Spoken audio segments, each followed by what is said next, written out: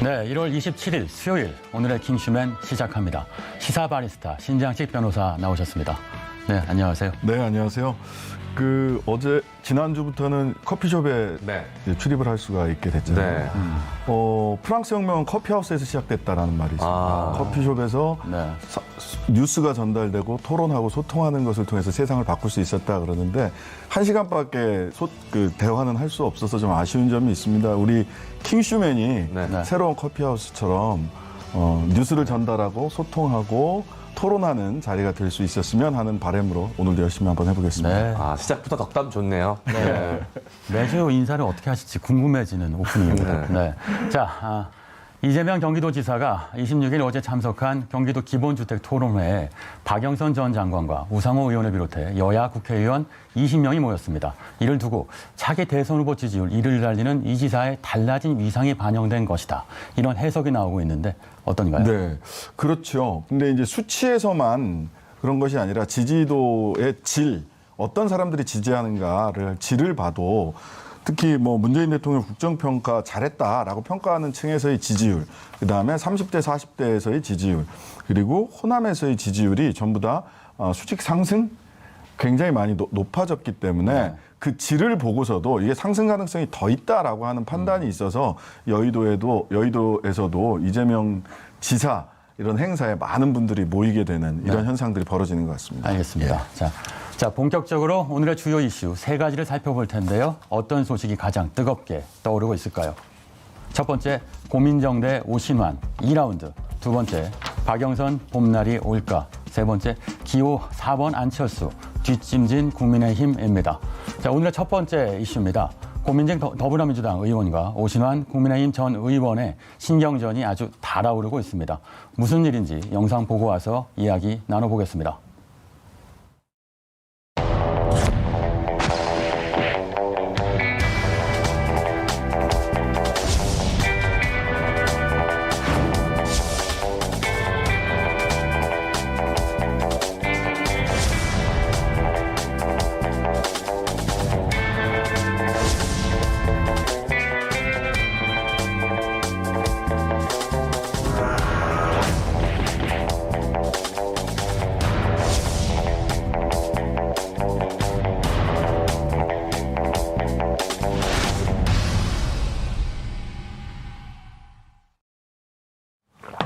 네, 고민정 의원과 오신환 전 의원 연일 시끄럽습니다. 이 두 사람 도대체 왜 싸우나요?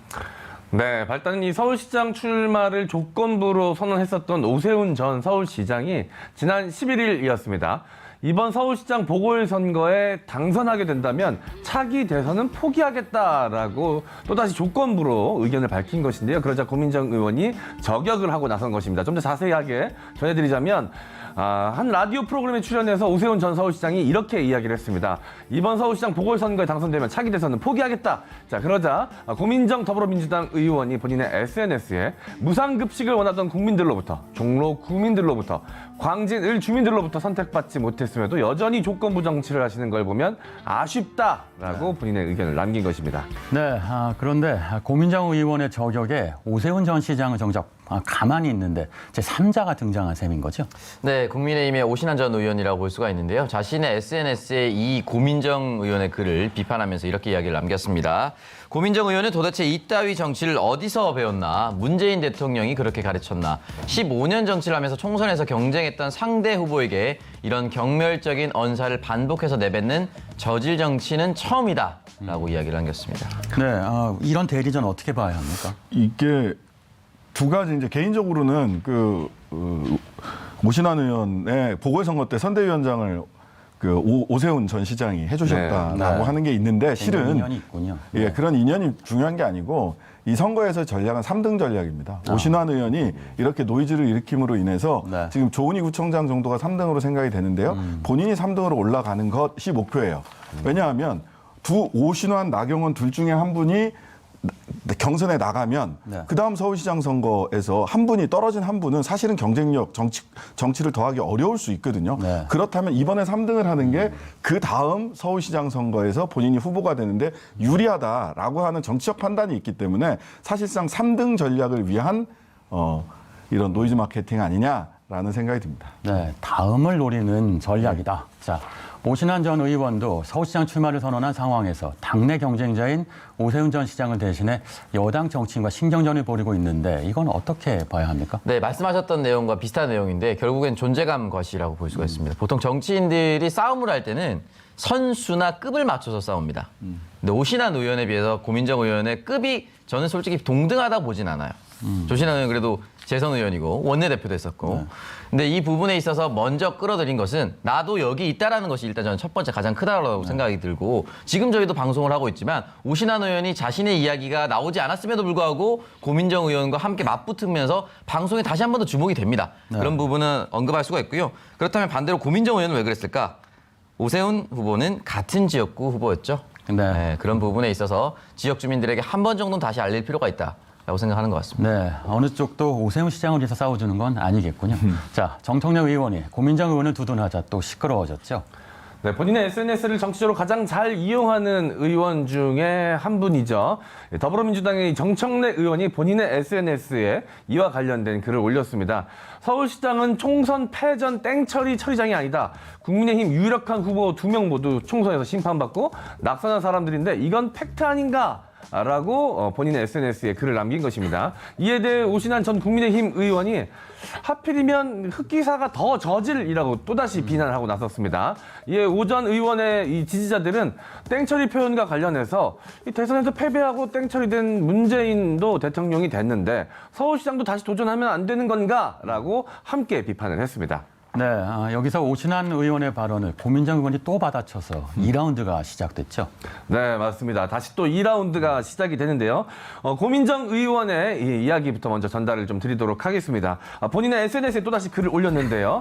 오신환 후보, 이따위 정치, 경멸적인 언사, 저질 정치인 등의 막말 정치를 아직도 버리지 못했다. 한숨만 나온다. 지난 총선으로 막말의 정치는 이미 심판이 끝났다. 서울 시민들의 얼굴이 되겠다고 하시는 분의 말씀으로는 적절치 않다라고 이야기를 했고요. 이에 대해 오신환 전 의원은 소신 발언과 막말도 구분 못하는 분이 어떻게 청와대 대변인을 했는지 답답하다. 고 의원을 후임으로, 그래서 청와대 대변인을 이야기하는 것이죠.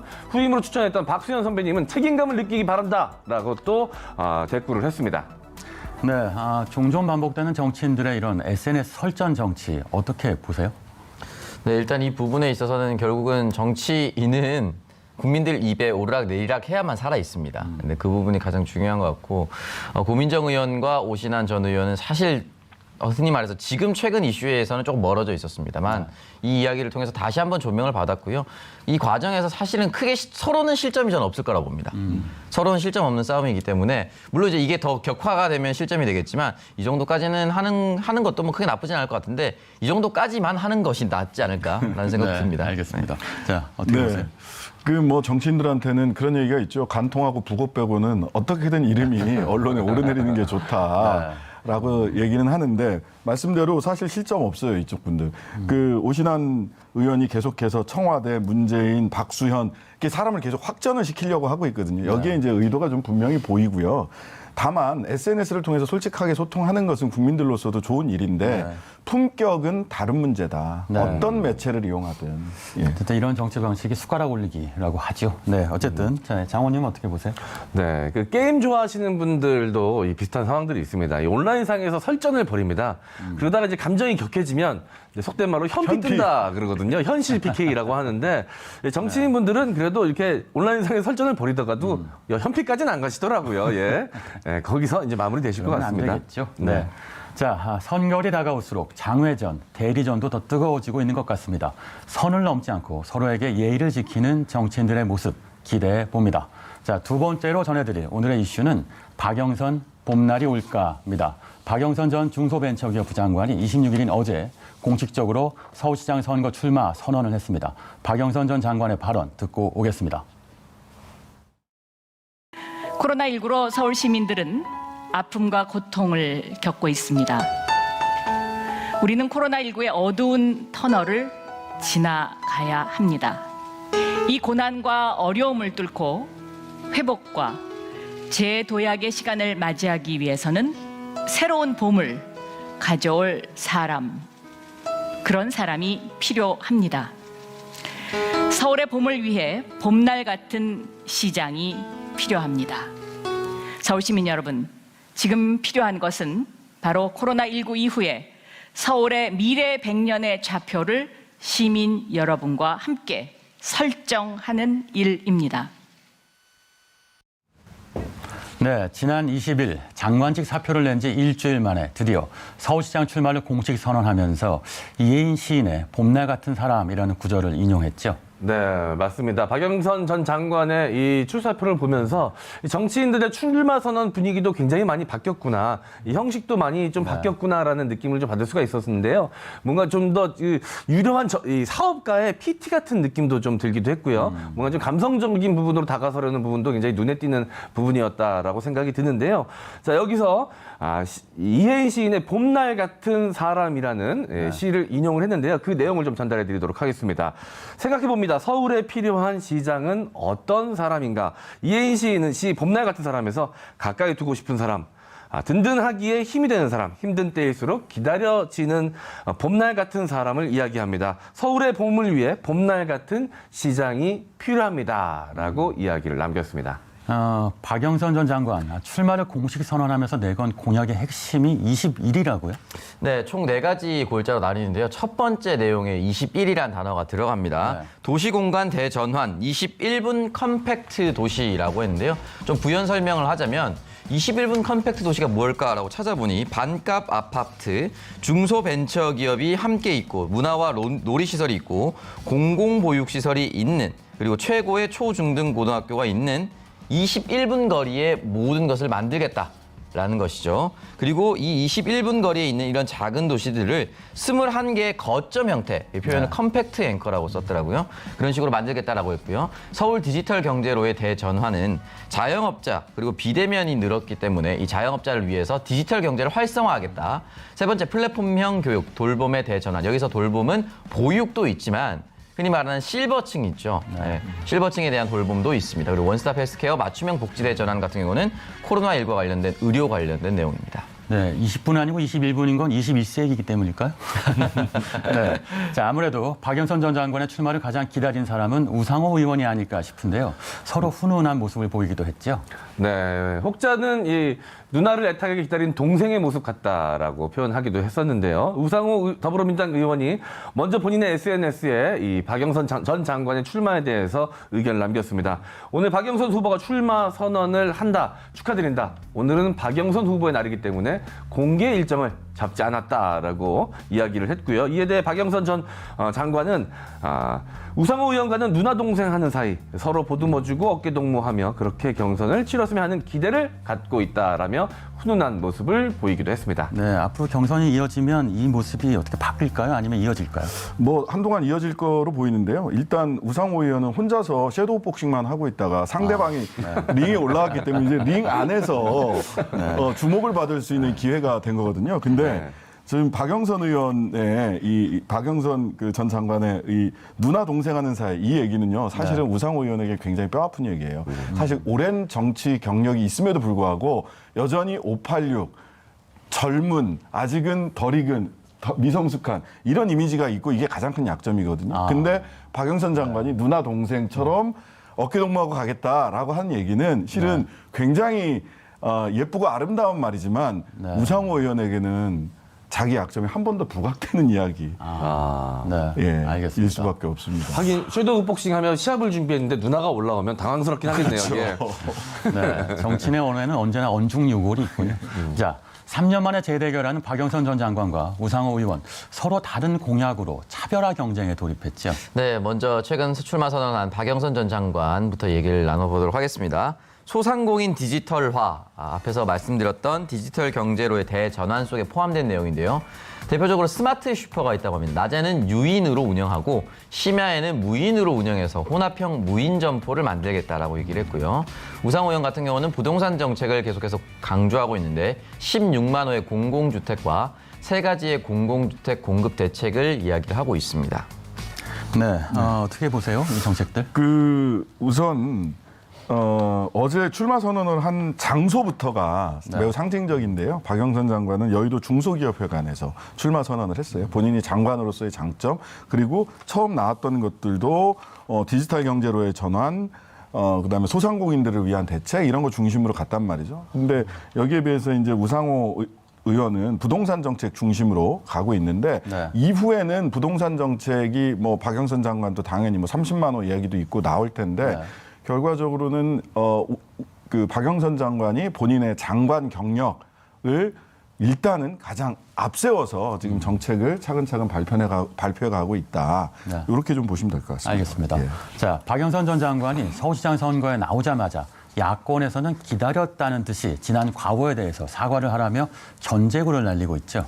네, 아무래도 지금 계속해서 가장 여권 중에 지지율 또는 인지도가 높기 때문에 사실 두 후보밖에 없긴 하지만 그렇기 때문에 견제를 할 수밖에 없다라고 생각이 드는데요. 네. 여기에 대해서 박영선 전 장관은 이렇게 이야기를 남겼습니다. 이 공격을 공격대로 그대로 받아치지 않고 살짝 돌렸죠. 여성들이 행복한 서울이 될 수 있도록 최선의 노력을 다하겠다라는 것이죠. 그래서 본인이 다시 한 번 더 여성 서울시장이 될 수 있다는 점을 강조한 것이라 볼 수가 있습니다. 네. 3년 만에 리턴 매치하는 박영선 전 장관과 우상호 의원, 앞으로 민주당 경선 레이스 어떻게 흘러갈까요? 뭐 마지막까지 결과야 마지막까지 가봐야 정치는 워낙 다이나믹하니까요. 가봐야 알겠지만 현재로서는 우상호 의원이 얼마나 선전해서 어느 정도까지 득표율을 높일 수 있느냐가 네. 관건이 되지 않을까라고 많은 분들이 제가 예측하는 게 아니고요. 네. 그렇게 예측을 하더라고요. 알겠습니다. 네. 자, 결과가 나온 후에도 지금의 뜨거운 마음이 계속 이어지길 바라봅니다. 자, 마지막으로 전해드릴 오늘의 이슈는 기호 4번 안철수, 뒷짐진 국민의힘입니다. 서울시장 선거를 둘러싼 범야권발 단일화 전쟁. 저희가 계속해서 이야기 나눠왔는데요. 26일이죠. 바로 어제 단일화에 대한 판가름이 난 것 아니냐 이런 이야기까지 나오고 있다고요? 네.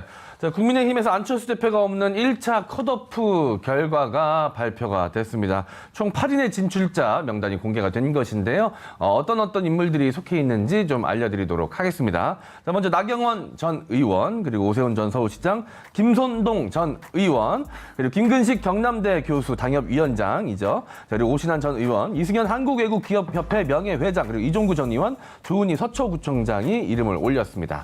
네, 여기서 국민의힘 김종인 위원장과 안철수 대표 기호 2번과 4번을 두고 수싸움을 벌여왔는데 결국 안 대표 기호 4번을 선택했죠. 네, 일단 4번을 선택을 하게 됐고요. 서울시 선관위 앞에서 이런 이야기를 남겼습니다. 오늘 아침 최전선으로 떠나는 군인의 심정으로 집을 나섰다. 그리고 반드시 선거에서 승리해서 정권 교체 교두보를 확보하겠다는 제 굳은 의지가 담긴 출사표다라고 이야기를 남겼습니다. 네, 번호 2번이냐 4번이냐 의미가 어떻게 다른가요?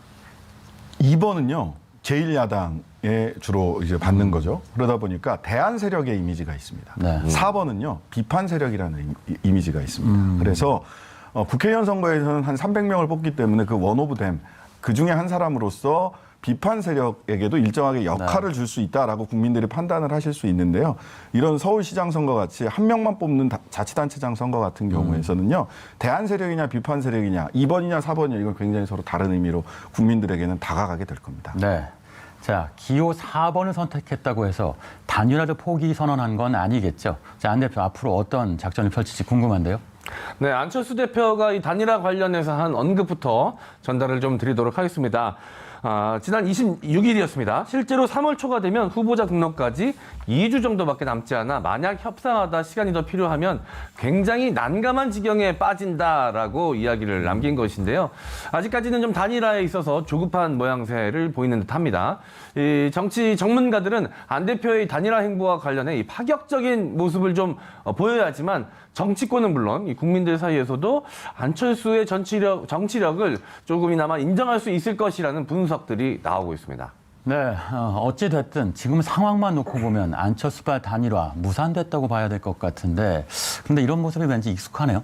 네, 일단 뭐 2018년 선거 때 사용했던 전략이기도 하고요. 근데 아직까지 투표용지에 인쇄가 되지 않았기 때문에 네. 가능성은 계속해서 열어두고 안철수 대표의 입장은 이 가능성이라는 것은 결국은 나로 단일화되는 가능성을 계속해서 열어두고 가지 않을까라는 생각이 들고요. 지금 보면 주요 매체에서 계속해서 예비 여론조사를 돌리고 있는데 야권에 있는 그러니까 국민의힘에 있는 후보들보다는 그래도 안철수 후보의 개인의 양자대결 우세가 더 높습니다. 네. 그렇기 때문에 이 명분을 들어서 계속해서 접근을 하려고 할 것이고 국민의힘 측의 입장에서는 제1야당인데 왜 우리가 우리 식구가 아닌 다른 식구에게 후보를 내줘야겠냐라는 이야기를 하면서 계속해서 안철수 후보가 드랍을 하는 그런 방향으로 유도를 하려고 할 겁니다. 네. 근데 아직까지 이 3월 초까지 시간이 얼마 남지 않았다라고 볼 수는 있지만 또 반대로 생각하면 한 달 이상 남았습니다. 서울도 끼어 있고요. 그렇기 때문에 이 과정에서 어떠한 모습을 보여줄지 그리고 만약에 3자 레이스로 그냥까지 끝까지 간다고 했을 경우에 서로에게 또 피를 흘리는 상처를 남겨서는 또 안 되거든요. 그리고 그 부분에 있어서 굉장히 좀 조심스럽게 다가갈 것이라고 봅니다. 네, 이른바 안자날들은 단일화에 부정적으로 계속 입장을 보이던데요. 자, 뒷짐지고 보고만 있는 국민의힘 속내 궁금합니다. 단일화 어떤 방식으로 이루려는 걸까요? 1차적으로는 사실은 단일화가 아니라 고사시키려고 하는 게 첫째 목표일 겁니다. 네. 고사 내지는 흡수가 목표다. 왜냐하면 안철수 대표의 지지율에는 국민의힘 지지자들의 지지 성향이 같이 포함되어 있다라고 보고 네. 국민의힘에서 경선이 진행되면서 이들은 다시 돌아올 거다 국민의힘 쪽으로. 네. 그리고 이런 것들이 아마도 곧 단일화 그러면 야권 단일 후보로 누가 적합하냐라고 하는 등의 여론조사를 분명히 하게 될 겁니다. 네. 여기에서 안철수 후보가 어느 정도 경쟁력을 보여줄 수 있을지 아마 국민의힘 쪽에서는 그런 조사 이루어지면 안철수 후보 지지율이 굉장히 많이 빠질 거다라고 네. 예상을 하고 있는 거라서요. 현재까지로서는 고사 내지는 흡수 이게 김종인 비대위원장의 전략이 아닌가 네. 이렇게 보입니다. 3월까지는 계속 그런 전략을 유지할 것이다. 자, 그런데 홍준표 의원의 입장이 좀 다른 모양입니다. 안철수 국민의당 대표를 적극 엄호하고 있네요. 네, 맞습니다. 홍준표 의원의 이야기 계속해서 추이를 한번 살펴볼 텐데요. 한 세 가지로 나눠보겠습니다. 지난 11일에는 이런 이야기를 남겼습니다. 큰 뜻을 품었으니까 좋은 결과를 바란다. 네, 끝까지 완수해서 대선에 나오지 말란 뜻이죠. 자, 18일에는 안철수 대표가 이번에도 맥없이 철수한다면 이젠 영원히 정계에서 철수할 수밖에 없을 것이다. 다시 한 번 더 출마해서 대선에 나오지 말란 얘기고요. 22일입니다. 야권 서울시장 후보는 결국 될 사람 밀어주는 형국이 될 것이다. 그러니까 양자 대결에서 안철수 후보가 계속해서 지지율 높게 나오니까 대선 출마하지 말고 서울시장 후보 나가라는 얘기. 계속해서 다른 표현으로 똑같은 얘기를 하고 있는 겁니다. 네, 네. 홍자랄이신가 봐요. 예. 예, 제 오창석 해석인 의원님. 것이죠. 네. 알겠습니다. 자, 이대로라면 안 대표는 2월 내내 홀로 뛰어야 할 겁니다. 민주당과 국민의힘 경선이 주목받기 시작하면 거대 양당의 싸움 속에서 소외될 가능성 있을까요? 네, 현재 이 서울시장 후보군 중에서 이 군소정당 주자로서는 이례적으로 최선두권에 있는 안 대표이죠. 하지만 이 문한돌이 정을 맞는다고 하죠. 이 거대 양당으로부터 이제 공공의 적으로 간주되면서 협공을 받는 모양새도 좀 보여지고 있습니다. 갈수록 고립무원 신세가 좀 가속화될 가능성도 있는데요. 안 대표로서는 이 상황에 대한 이 돌파구가 필요한 시점이지만 이 당분간은 이 독자 행보를 좀 지속하면서 자신의 존재감을 좀 살리는 데 집중할 것이라는 게 보통의 관측입니다. 네, 그런데 말입니다. 만약 단일화에도 실패하고 선거에도 패배한다면 김종인 위원장 그리고 안철수 대표 두 사람 모두 정치적 타격이 상당할 것 같은데 어떨까요? 네, 그렇죠. 김종인 비대위원장에게도 선거 패배, 단일화 실패보다는 선거에서 패배하는. 그러니까 3자 구도에서도 이길 수 있다라는 이야기를 지금 계속 하고 있는데 네. 그것은 전략적으로 지금 그렇게 프레임이 짜들어갈 수 있도록 즉 안철수에게 가 있는 국민의힘 지지자들을 당겨오기 위해서 하는 이야기이기도 하고 네. 한편으로는 정말로 3자 구도에서 승리할 가능성을 모색하고 있는 것으로 보이거든요. 네. 그래서 단일화가 문제가 아니라 단일화를 이루지 못했을 때 선거 결과가 어떻게 나오느냐. 만약 네. 3자 구도에서도 승리를 한다면 김종인 비대위원장은 내년 대선까지 비대위원장 하실 겁니다. 네. 예, 안철수 대표 같은 경우는 사실은 굉장히 답답하죠. 그러면은 어떻게 명분 있게 철수할 거냐도 고민 중에 하나로 네. 가지고 있어야 될 걸로 보입니다. 네, 이번 선거에 두 정치인의 운명이 걸려 있네요. 자, 자신을 위한 단일화 전쟁이 아니라 국민을 위하는 마음으로 단일화에 임한다면 좀 더 건설적인 정답이 나오지 않을까 이렇게도 생각해 봅니다. 자, 오늘의 이슈 여기서 마무리하겠습니다.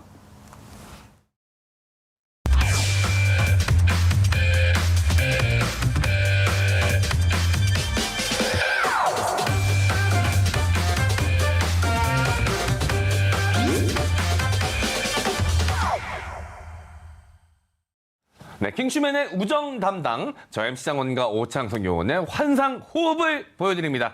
티키타카 뉴스 오늘의 주제 공개합니다. 편의점의 반란 어디까지 사봤니? 입니다.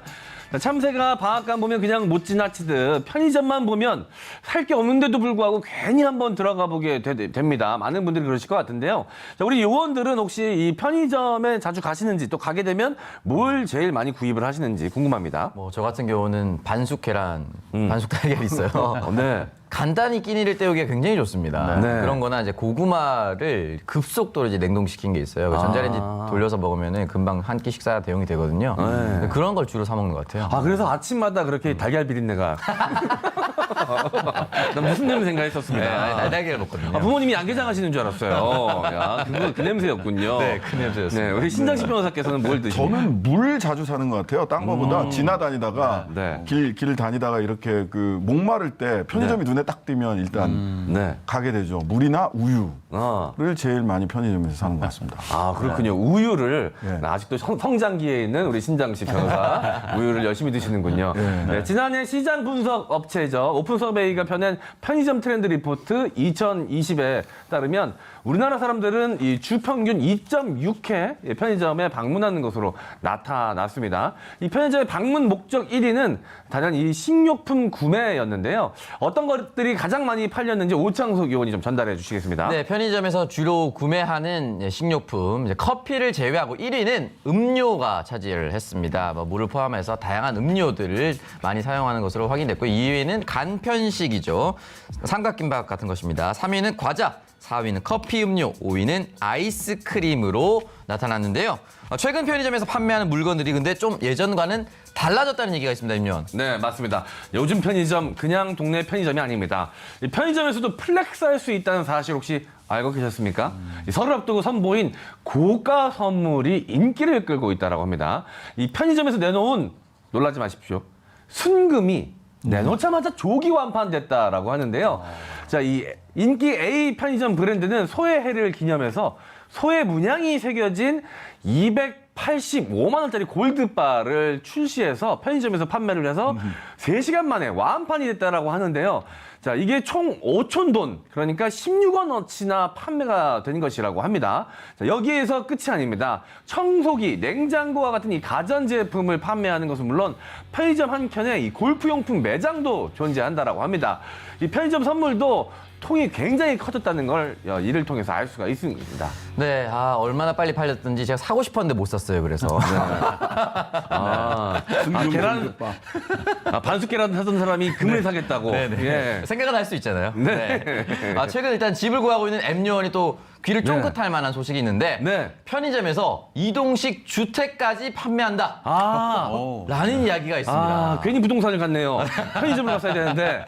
예. 네, 너무 놀라운 소식인데요. 일단은 935만 원의 단층형부터 1,595만 원의 복층 고급형까지 다양하게 판매하고 있다라고 합니다. 또한 이 삼각김밥뿐만이 아니라 이 밥에 질린 치아바타, 포카치아 등 다양한 음식들을 또 만나볼 수가 있다라고 하고요.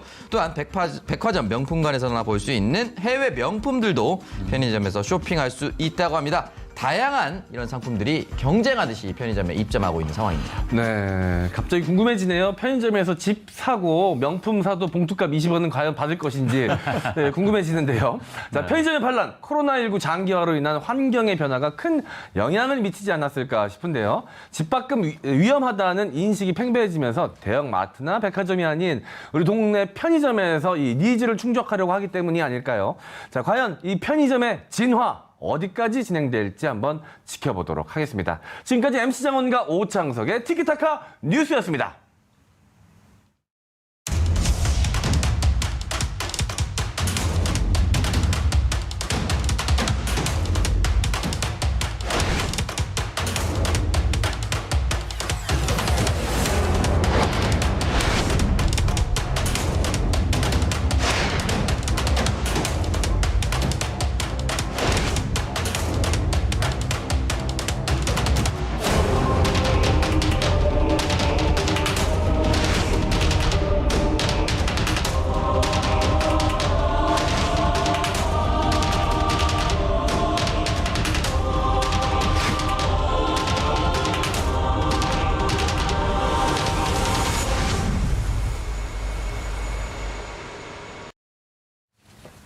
네, 오늘의 킹덤 주제, 헌정사 최초의 법관 탄핵 가능할까입니다.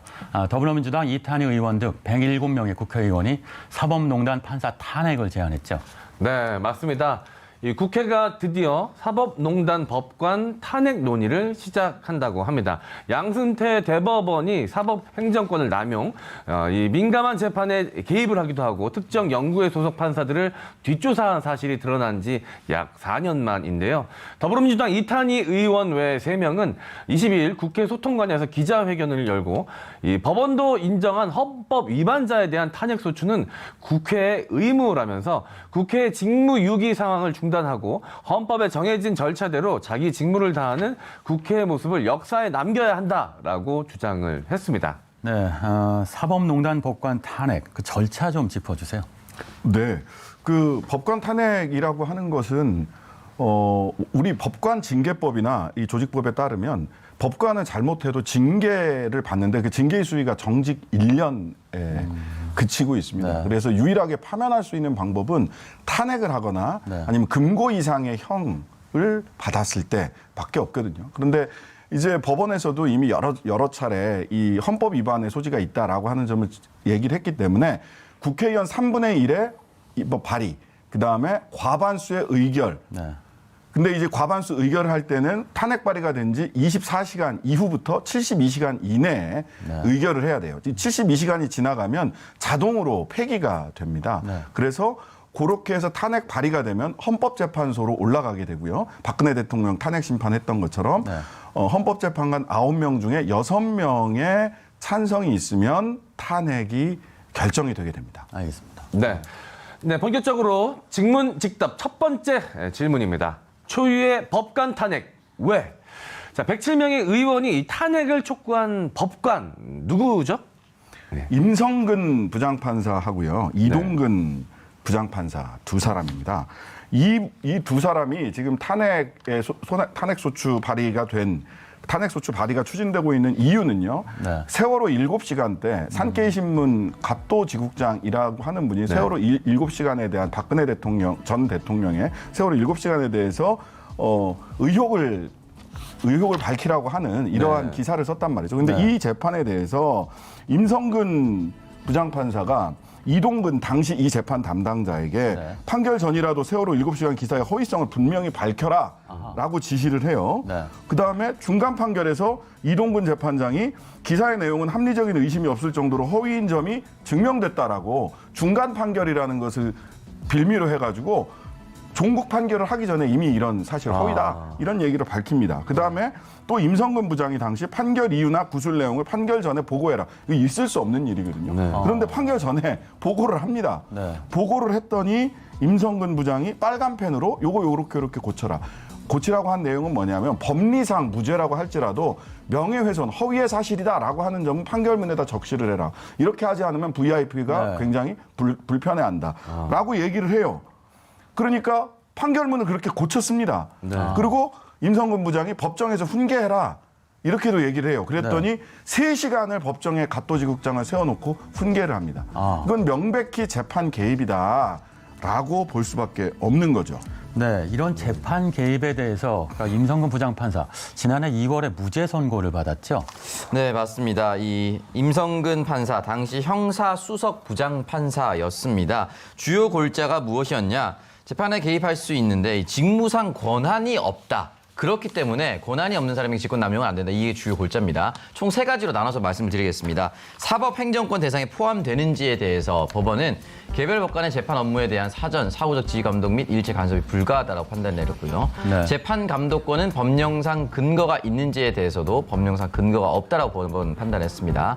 직권 남용 처벌이 가능한지 이 부분에 대해서 위헌적 행위로 징계 대상이나 형사 처벌은 안 된다라고 이야기를 남겼습니다. 사실 여기에 대해서 임 판사 측의 변호인은 행동이 부적절했으나 법률적으로 문제가 없다라고 얘기를 했었고 사실 이 판결이 굉장히 중요한 것이 범 판사들한테 미쳤었던 사법농단 네. 판사들에게 모든 영향을 미치는 판결입니다. 그래서인지 그동안 나왔었던 다른 판사들의 판결 역시 무죄로 나오고 있습니다.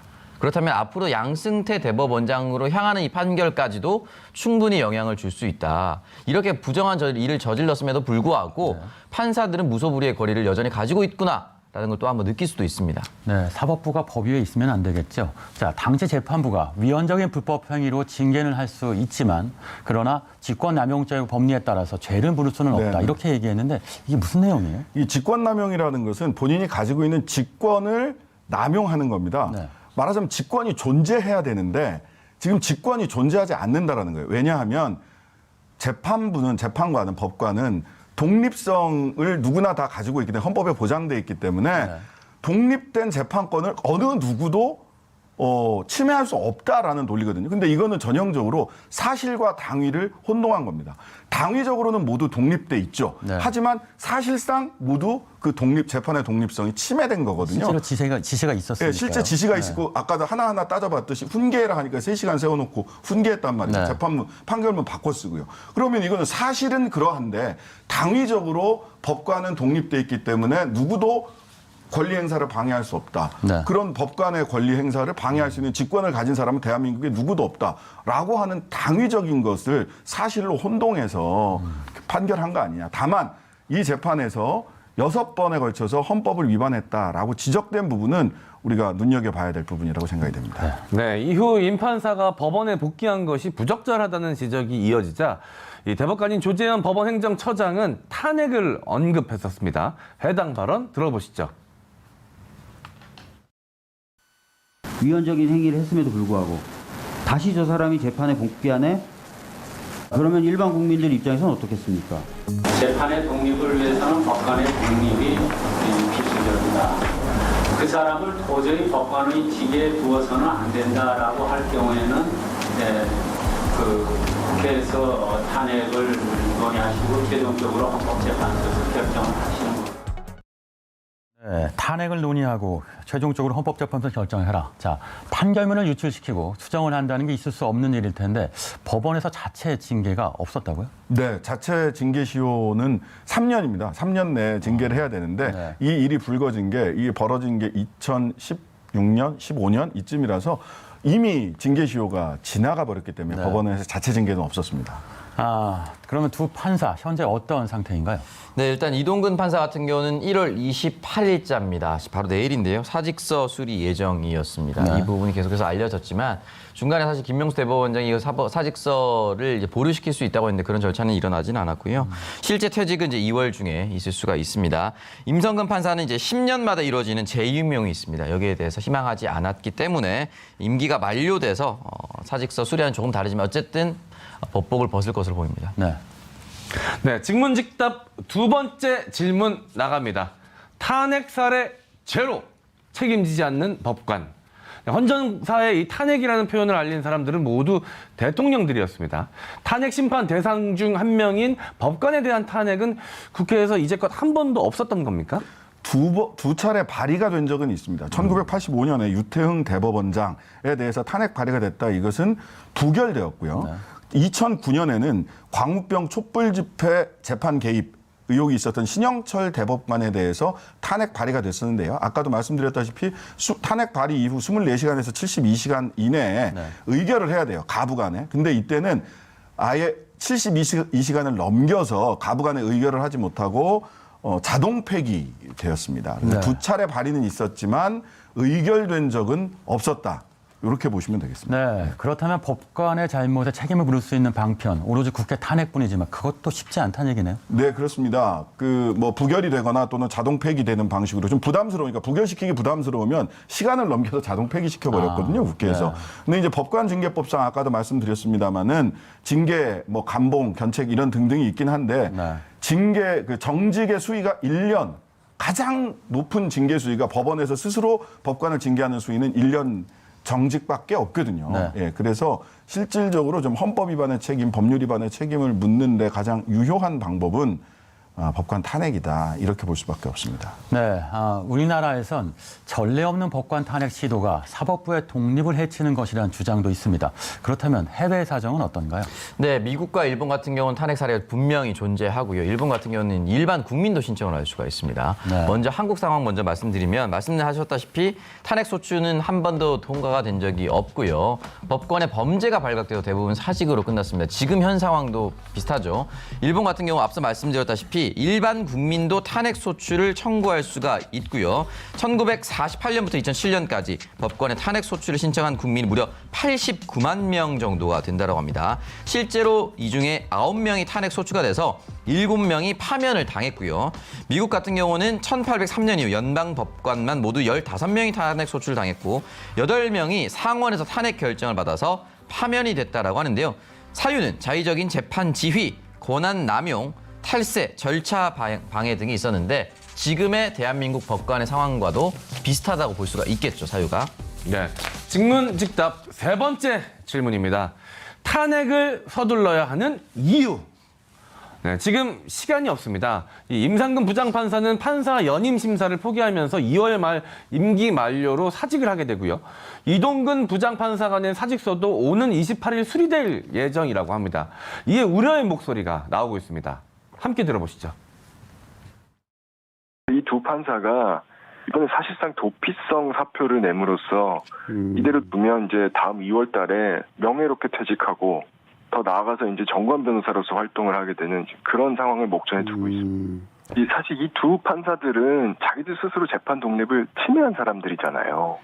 그렇죠. 재판받는 국민 입장에서 얼마나 황당해요. 저 법대에 앉아있는 사람이 판사인 줄 알고 그 사람한테 눈 마주치고 얘기했는데 알고 보니까 뒤에 숨어서 판결 내용 유출하고 바꾼 거잖아요. 네. 이런 사람을 처벌을 안 하면 재판 독립이 오히려 훼손된다. 그것에 대한 신뢰가 회복되지 않는다. 재판 독립 침해를 회복하기 위해서 그것에 대한 불신을 회복하기 위해서 오히려 필요하다. 탄핵이. 네, 탄핵을 하지 않고 이들이 명예롭게 퇴직한다면 전관 변호로서의 모든 혜택을 받게 된다는 얘기죠. 네, 그렇습니다. 흔히 이런 얘기가 있습니다. 우리가 대법원에 상고를 하게 되면은요, 모두가 다 대법원 그 판사들의 그 심리를 받는 것이 아니에요. 심리 불속행 기각이라고 해서 이거는 대법원에 올라올 그런 사건이 아닙니다 하고 해서 거의 70, 80%가 심리 불속행 기각을 당하거든요. 그런데 대법관을 지낸 분들이 변호인으로 있는, 대리인으로 있는 거는 대부분 심리 불속행 기각을 피하고 실제로 심리를 받습니다. 그것이 결정적으로 그 승소냐 패소냐까지는 모르겠습니다만 적어도 심리 불속행 기각을 받지 않고 대법관들의 심리를 받을 수 있는 문턱을 넘어섰는데요. 보통 그때 이제 그 도장값이라고 이야기를 합니다. 대법관 출신들이 네. 변호인으로 대리인으로 들어가 있느냐 안 들어가 있느냐. 네. 이게 수천만 원을 호가한다라는 얘기가 이렇게 돌아다니고 있어요. 네. 이제 그만큼 정관 변호사로서의 영향력을 많이 행사할 수 있다는 것인데요. 네. 탄핵되지 않으면 공무원으로서 연금부터 시작해서 전관 변호사로서의 예우 이런 거 다 누릴 수 있는 것이죠. 네. 신영철 전에 탄핵 발의됐다가 됐던 신영철 대법관이나 이런 분들도 지금 변호사로서 다 누리고 계십니다. 네. 네, 법원에서조차 위헌적 행위를 했다고 판단했음에도 불구하고 다시 재판에 복귀를 한 것인데요. 이에 대해 국민들은 어떻게 생각을 하고 있을까요? 최근에 실시된 이 여론조사에 따르면 사법농단 법관들의 탄핵에 대해 국민의 58.7%가 찬성하는 것으로 나타났습니다. 사법농단에 연루된 법관의 사직 이후 전관 변호사 활동에 대해서는 응답자의 68.7%가 금지해야 한다라고 답변을 했습니다. 네, 직문직답 마지막 질문입니다. 더불어민주당의 선택은 법관 탄핵 소추안 처리에는 국민의 국회의원 150명 이상의 동의가 필요하죠. 관건은 민주당의 의지가 아닐까요? 네, 일단 의지죠. 왜냐하면 범여권으로 치면 180석까지 가능하기 때문에 단독으로 처리할 수가 있는 상황이 됐습니다. 그리고 이 부분에 대해서 국민 여론도 어느 정도 확보가 되어 있는 상황이고요. 또한 사법농단 당시 민주당 지도부는 탄핵에 대해서 공개적으로 천명을 했었고 사법개혁이 필요하다라고 하면서 외부에 있었던 이탄희 전 판사를 영입 인사로서 10% 영입했습니다. 영입을 하면서 사실 이 부분에 대해서 적극적으로 나서겠다라고 얘기를 했습니다. 그럼 과연 이것이 계속해서 이어질 수 있을 것인가를 좀 지켜봐야 될 것이라고 저는 생각하고 네. 그동안은 이제 흔히 말해서 우리가 적폐청산이라든지 과도한 이제 권한의 몰입 이런 것들을 모두 검찰에게만 집중해서 이야기를 했습니다. 특히 민주당 지도부는. 그렇다면 이 검찰 개혁이 공수처 출범이 됐고 어느 정도 정리가 되어가고 있는 상황에서 지금 이제 다시 법관으로 왔는데 만약에 돌아왔을 때 유의미한 성과를 내지 않는다라고 했을 경우에는 네. 국민들의 입장 또는 민주당을 지지했던 사람들의 입장에서 좀 더 실망스러울 수 있기 때문에 여기에 대해서 분명히 이탄희 의원이 계속해서 공개적으로 얘기하고 있는 만큼 네. 이탄희 의원이 의원이 되기 전에도 얘기했던 것만큼 꼭 유의미한 결과로 좀 이어졌으면 좋겠습니다. 네, 어떻게 할까요, 민주당은? 이 기자분들께서 이렇게 물밑에서 취재를 해본 바에 따르면 굉장히 난감해하고 있고 어렵게 생각을 하는 그 분위기가 좀 있다고 합니다. 이럴 때일수록 좀 국민들이 좀 잘 지켜봐야 된다는 생각이 들고요. 민주당 입장에서는 사실은 그 갈등 지수를 좀 낮추고 재보궐선거를 지나고 총 대선이나 지방선거를 준비해야 되겠다라고 하는 쪽으로 방향을 잡은 것 같아요. 하지만 이 갈등 지수를 낮춘다는 것이 이 명백한 헌법 위반을 눈감아 주는 것과 같은 이야기는 아니라고 생각을 합니다. 107명이 그 같이 뜻을 함께하고 있지만 실제로 발의 후에 24시간에서 72시간 내에 의결하지 않으면 자동 폐기가 되기 때문에 실은 107명이 아니라 151명을 어떻게 확보해 나갈 것인지 아마 이탄희 의원이 고군분투하고 있고 다른 소수 정당들도 고군분투하고 있다고 들었는데요. 좀 민주당 지도부 차원에서 좀 현명한 결단, 지혜로운 결단을 좀 해주시는 게 필요하지 않나 싶습니다. 그러면 지금까지 단 한 차례도 없었던 법관 탄핵 가능할까요? 결국 이제 말씀하셨던 이 갈등 지수는 결국 이어져서 갈등의 시점을 어떻게 정리할 것인가. 저는 솔직하게 말씀드려서 지금 만약에 탄핵 결의안이 통과돼서 빠르게 끝나지 않는다고 가정했을 경우 네. 민주당은 민생을 챙기지 않고 또 저거 하고 있다라고 또 착각하실 수도 있습니다. 그걸 또 언론들은 호도할 가능성도 매우 높고요. 그렇기 때문에 이 시점이 저는 굉장히 좀 중요할 것 같은데 만약에 현실적인 판단이 된다면은 보궐선거 이유가 될 가능성도 높고 만약 그때는 근데 또 다른 이슈가 또 떠오를 수가 있습니다. 곧바로 대선 국면이 돼버리거든요. 그때는 또. 네. 그렇기 때문에 이 부분에 대해서 어떤 시점을 택할 수 있을 것인가 그리고 이 시점을 택하고 난 뒤에 국민들이 이 부분에 대해서 받아들일 수 있는 심적인 여유가 확보가 될 수 있을 것인가 네. 이런 것이 중요할 것 같습니다. 그런데 그 시점이라는 것은 2월이 넘어가면 의미가 없습니다. 두 사람 다 퇴직하기 때문에 퇴직한 법관에 대해서는 탄핵할 수 없거든요. 그래서 임성근, 이동근 두 분에 대해서는 2월 임시국회가 아니면 사실은 탄핵은 불가능해진다라는 점도 우리가 염두에 둬야 될 것 같습니다. 네. 사법이라는 절대 권력은 숱한 논란에도 국민들이 납득할 만한 책임을 지는 경우를 찾아볼 수 없었습니다. 사법논란 연루 법관에 대한 국회의 이번 탄핵 시도와 그 결과에 더욱 주목하게 되는 이유입니다. 자, 임 의원, 코로나 속보 소식 전해주시죠. 네, 중앙방역대책본부는 오늘 0시 기준 코로나19 신규 확진자 숫자가 559명 늘어났다라고 밝혔습니다. 자, 이 중 국내 발생 환자 숫자는 516명이었고요. 서울 지역 발생 환자 숫자는 120명이었습니다. 이로써 누적 확진자 숫자는 76,429명이 된 것인데요. 열흘 만에 다시 500명대로 올라간 것입니다. 전국적으로 크고 작은 감염들이 끊이지가 않고 있는 상황입니다. 자칫 느슨해지면 그간의 노력이 허사가 될 수도 있는 상황입니다. 방심하기보다 좀 더 집중력 있는 거리 두기 실천과 방역 수칙 실천에 적극 동참해야겠습니다. 네. 오늘의 킹슈맨 마무리할 시간입니다. 저희는 내일 오전 9시에 다시 찾아오겠습니다. 함께해 주신 여러분 고맙습니다.